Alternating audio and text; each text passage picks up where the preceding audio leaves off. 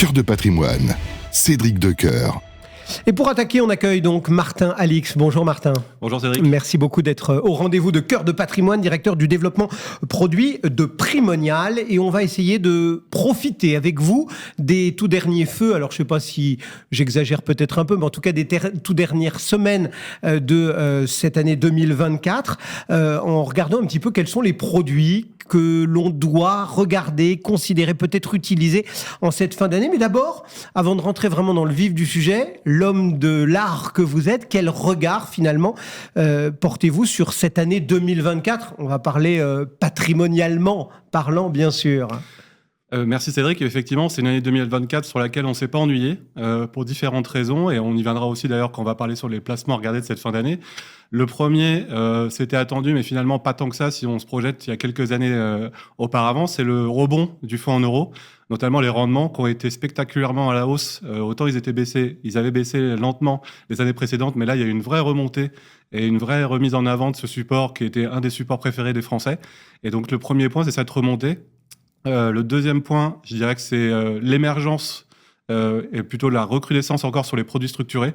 Effectivement, cet environnement de taux favorable a permis de remettre de la diversification dans ces supports et de revenir aussi sur des placements à capital garanti et des produits avec sous-jacents obligataires.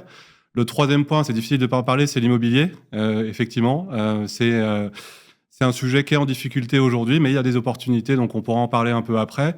Et enfin, je dirais, c'est l'émergence de nouvelles classes d'actifs, ce qu'on appelait alternatives auparavant, que ce soit le non-coté et la dette privée, qui sont de moins en moins alternatives et à considérer pour son patrimoine. Alors, on va essayer de rentrer effectivement dans le détail de toutes ces propositions qui sont intéressantes pour un épargnant de regarder, de considérer en ce moment. Effectivement, on commence par quoi pour faire cette espèce de panorama des produits que, mi-octobre, fin octobre, il faut regarder? Je vous propose de commencer par le début. Ouais. Dans ce cas-là, on a parlé du fonds en euros en introduction.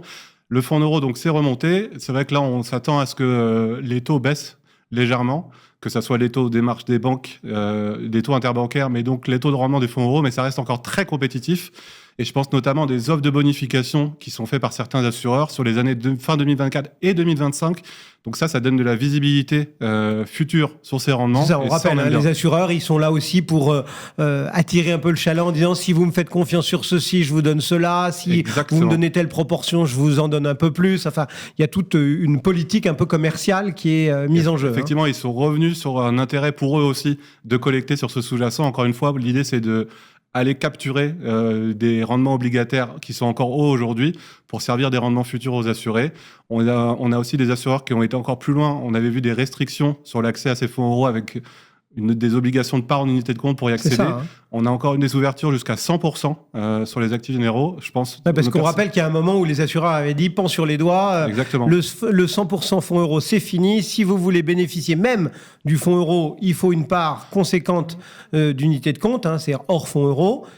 Et puis, si vous mettez suffisamment d'unités de compte, vous aurez un petit bonus sur le fonds euro. Là, maintenant, on est un peu plus séduisant, on va dire. Effectivement, j'aime à dire qu'ils accompagnaient la diversification en ce moment-là.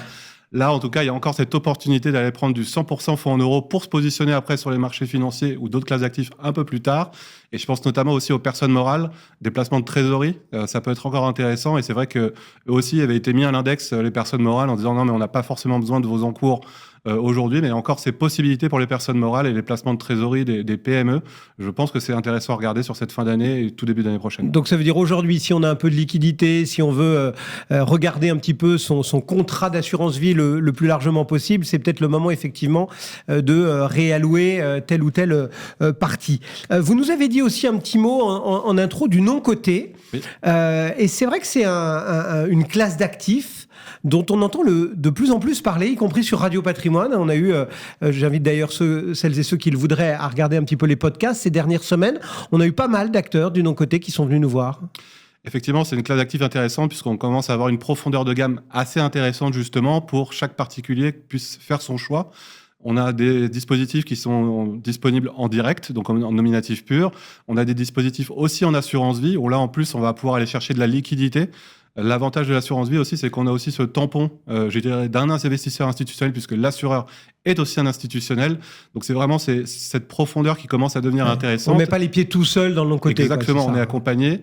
Et non coté, donc capital investissement, mais on voit aussi l'émergence de la dette privée qui commence à arriver. Donc on commence vraiment à avoir une vraie profondeur de gamme dans cette grande classe d'actifs dans laquelle on met nos cotés, et après plein de sous-classes d'actifs, sous-segments, avec des profils de risque, rendement, liquidité différents, et sur lesquels il faut se pencher.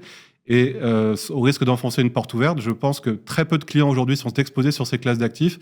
Donc il y a du rattrapage à faire et d'aller chercher ces nouvelles sources de rendement pour les années futures. Ouais, c'est-à-dire que ça s'est beaucoup démocratisé pendant longtemps. Ce qu'on acceptait plutôt sous le vocable private equity, c'était un peu un marché réservé à quelques happy few, à quelques Exactement. grandes fortunes. Aujourd'hui, c'est quelque chose que l'on peut commencer à effleurer. Bon, quand on est un peu fortuné, mais des quelques montants qui sont quand même très abordables. Effectivement, je vous dis, il y en a pour tout le monde. Avant, on était cantonné plus sur des fonds professionnels, donc accessibles à partir de 100 000 euros. Donc ça commence à faire une certaine somme.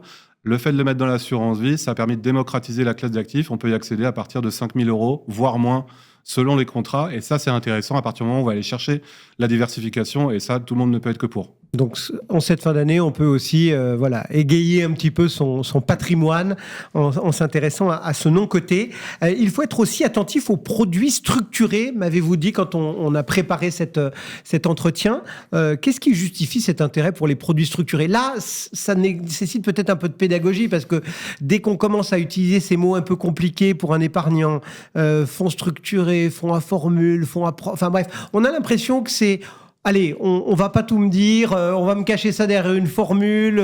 Ça vaut le coup de poser les choses sur la table, de regarder comment c'est fait et d'apprendre à se servir de ces produits. Exactement. Encore une fois, le maître mot, c'est diversification. Et avec les produits structurés, même si c'est une appellation un peu barbare, je trouve, on va aller chercher de la diversification.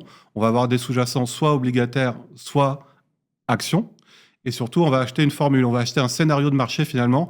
Donc ça donne un peu de prévisibilité. On sait qu'en fonction de différentes configurations de marché, on aura un rendement prédéfini ou peut-être moindre. Mais en tout cas, ça donne un peu de visibilité sur les marchés qui ne le sont pas toujours. Donc c'est vraiment que ça apporte encore un nouveau couple, je dirais, rendement, risque, volatilité toujours et liquidité. Et c'est ça qu'on peut avoir avec les produits structurés, où il y a vraiment, là pour le coup, je parlais de profondeur, de gamme, là il y a vraiment une grosse profondeur. Donc si j'avais un conseil là-dessus, c'est peut-être de se positionner progressivement sur la classe d'actifs, puisqu'on sait que ça reste des investissements sur les marchés financiers. Donc y aller progressivement à hauteur de quelques fois tous les 3 mois, 6 mois, pour aller chercher des niveaux de marché différents. Et du coup, des niveaux de rappel aussi. Un investissement différents. programmé pour pas tout mettre sur le rouge ou tout mettre sur le noir. Exactement. Et se prendre un petit accident de marché.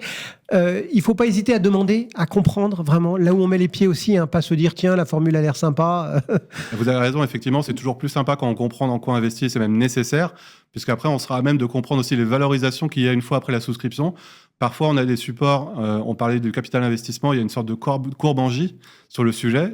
Faut pas forcément s'alarmer sur le sujet, c'est normal. C'est la classe d'actifs qui fonctionne comme ça. Et forcément, quand on a ces informations avant de souscrire, on est plus prêt à encaisser les à-coups qu'il peut y avoir, ou d'ailleurs pas forcément les à-coups, mais en tout cas, ce type de profil de courbe de rendement qu'il peut y avoir et qui sont parfois naturels avec la classe d'actifs. Bon, et puis on n'oublie pas l'immobilier, j'imagine quand même, parce que c'est au cœur des Français. Exactement. On dit ils ont un parpaing dans le portefeuille, c'est pas faux. Et effectivement, c'est au cœur des Français. Il y a une petite fâcherie actuelle, je dirais, sur le sujet. Sur le marché. Sur le marché, effectivement, vous avez raison. Et on voit, il faut surtout se souvenir que difficulté, ça rime avec opportunité. Et effectivement, il y a des SCPI qui tirent leur épingle du jeu, il y a des nouvelles SCPI qui le tirent encore un peu mieux.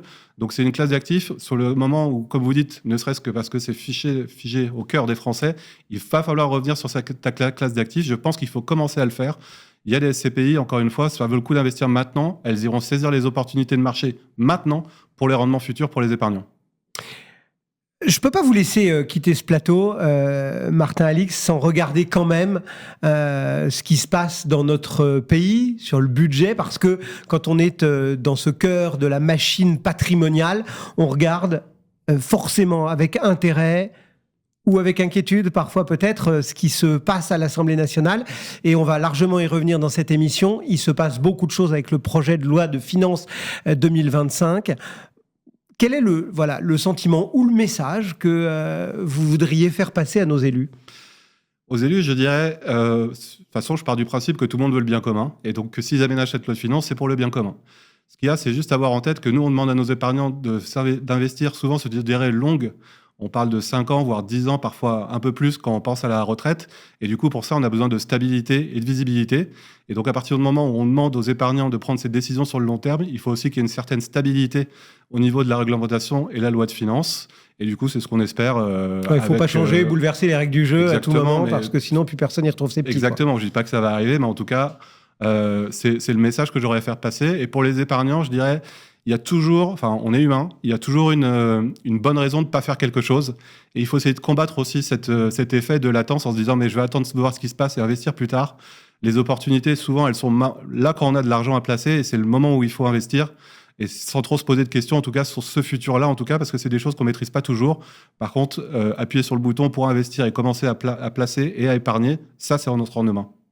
Merci beaucoup, Martin. Merci, Cédric. Alix, donc, pour Primonial dans Cœur de Patrimoine. À tout de suite. Cœur de Patrimoine, Cédric Decoeur.